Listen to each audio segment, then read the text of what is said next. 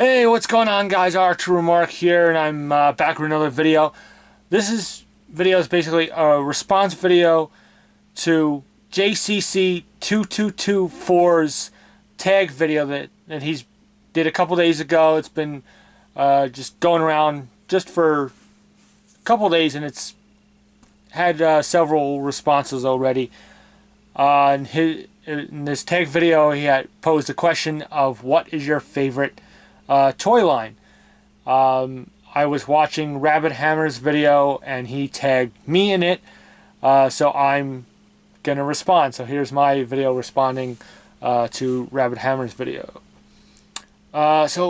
Favorite toy line. There's so many toy lines that I dip in and out of, but always my main favorite is always going to be Star Wars. But particularly if I'm going to pick one thing or one line from Star Wars, it's going to be the vintage collection.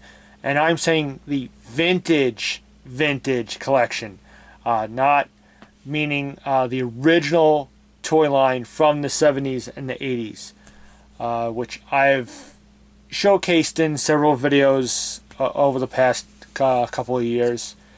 And I'll just show you real quick just a few things that I have in my room just to give you an example of what I mean. Here's a couple that I have here.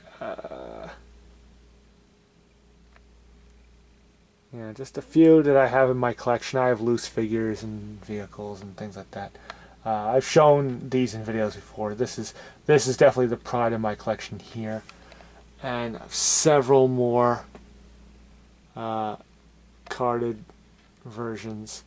To me,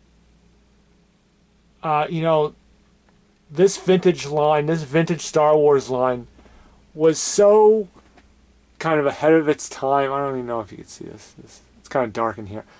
This line was so ahead of its time, where bigger action figures were the norm at the time. And this, you get the idea. Let's go back here.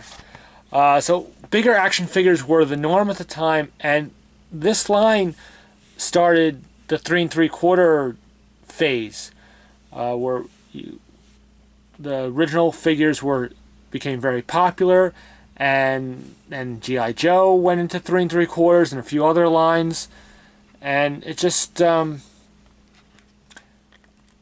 it just kind of started trends, and without those vintage figures, we wouldn't have the Power of the Force 2 and Saga Legends and the vintage collection with the the vintage packaging, all the way on to what we have now with we got Mission Series, and back when the Clone Wars was going on with the Clone Wars, now we have the Star Wars Rebels line that will be coming soon.